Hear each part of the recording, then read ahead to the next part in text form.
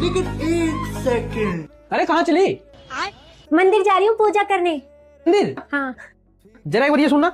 सबसे पहले अपने सास ससुर की सेवा करो, इनसे बड़ा कोई भगवान नहीं है, यही देंगे आशीर्वाद तुम्हें। तू समझी? हाँ, क्या? भगवान का वास सास ससुर में ही है। हाँ बात तो सही है। अभी मजा आएगा ना भिड़ो। बहू ये क्या कर रही है? मम्मी जी आपकी पूजा। अब देख तू, अब देख तू। रुको जरा, सबर करो। No no no no.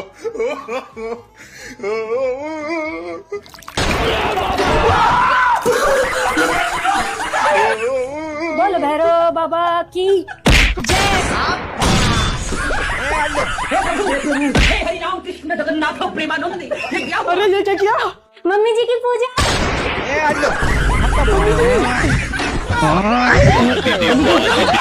दीदी